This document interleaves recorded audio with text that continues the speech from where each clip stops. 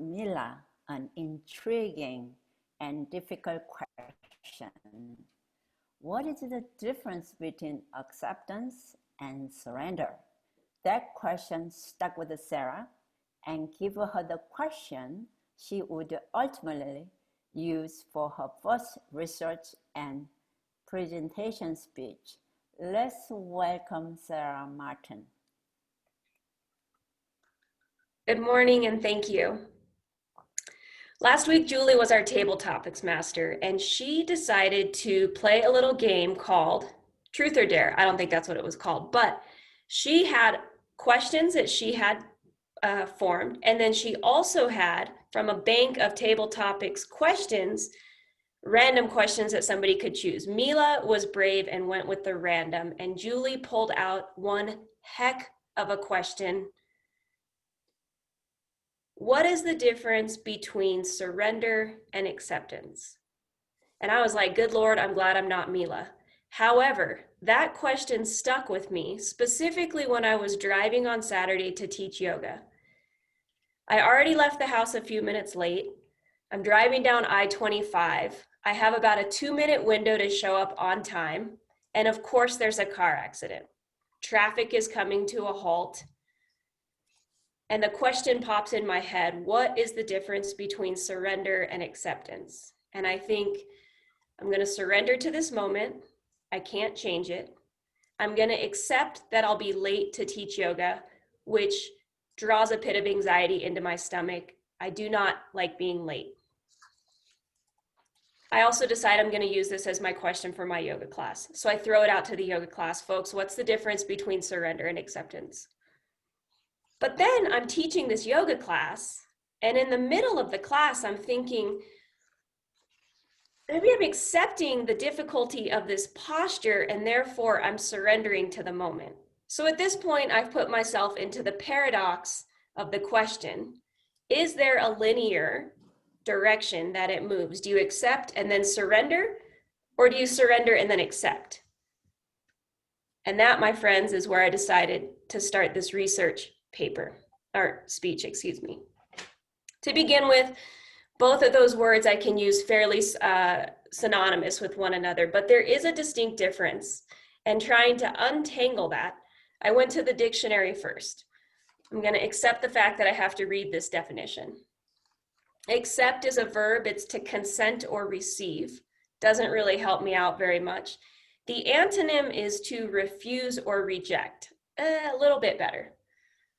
Acceptance itself is a noun, the willingness to tolerate a difficult or unpleasant situation. It gets a little more interesting when you look at the word origin, which is a Latin word of acceptare, excuse me if you speak Latin and know how to actually say that. And that means to take something to oneself. That to me is a little bit more intriguing, to take something to oneself. Okay, acceptance. Then move on to the word surrender. Abandon oneself entirely to a powerful emotion or influence to give into. Surrender oftentimes is associated with things like war. We surrender to the enemy, or we surrender our license when you can't see well enough to drive. So it's not a particularly kind thought word. It's usually an abandonment of what you want to be doing. The antonym of it is to resist or withstand. My challenge is neither one of those fulfill what I thought the bigger question that was being asked was, what is the difference between surrender and acceptance? So I continued to look. The Chopra Institute looks at surrendering as its normal one would be a contraction, so that would be the surrendering to war. The soul word is an expansion, so they're already in conflict with one another. And yet, this is the bigger question that we're asking. So perhaps there's a bigger paradox to this question than what a dictionary definition can give us. Another gentleman by the name of Scott Perry, he's a transformational specialist. He looks at acceptance as being immediate and personal, whereas surrender is timeless and universal. Getting a little bit closer. Narrow it down for me. Acceptance is going to be situational, whereas surrender is more of a soul-based. I don't know if this is helpful for you. As you might be able to tell by this speech, I have talked myself in and out of circles 87,000 times. But it's still very intriguing to think about. So it is a paradox. There's not an a priori direction of it. You don't accept and then surrender, or surrender and then accept. It is somewhat situational, but it is also universal. Good Lord, Mila, I don't know why you couldn't answer this on the spot with a 2-minute window. And then to take it even further, I started thinking about, what about if you're an atheist or an agnostic? Because the word surrender in and of itself implies that you are surrendering to some kind of a higher power. Some would call it God. Some might call it universe. Some might use capital L, love. So there is somewhat of an inference that there is a bigger picture that's being surrendered to. But what if you don't believe in that bigger picture? What if you are very causal, cause and effect, if this, then that? That makes it very difficult. Again, this is not helpful. And I understand that. I've been putting the speech together all week.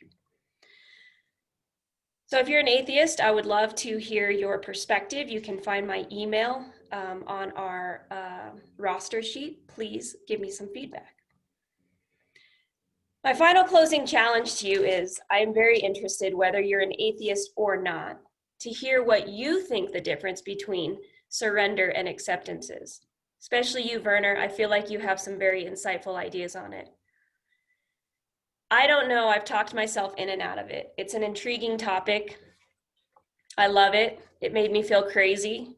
I'm not sure if I researched it or presented it well. But I'm going to end with a poem by a gentleman by the name of, or not a poem, a reading by the gentleman of the name of Mark Nepo, N-E-P-O. He's one of my favorite. And this is called Worn Open by the World. Like it or not, to be in conversation with the earth is to be worn open by the world. We cannot escape the weight of the world, but must move through it. We cannot bypass our seating in the dark if we are to blossom in the light, and we cannot avoid the tangle of living. In the deepest embodied sense, the ability to listen and receive makes an inlet of us. Through our very lives, we each become a passageway of soul worn open as the world being keeps interchanging with the world of experience, both sluicing through us. And as much as our intelligence feels compelled to sort these streams and to keep them separate, our job in being alive is to let them merge and shape us. In daily terms, the work of listening is to be constantly worn free of our preconceptions and preferences, so that nothing stands in our way of our direct experience of life.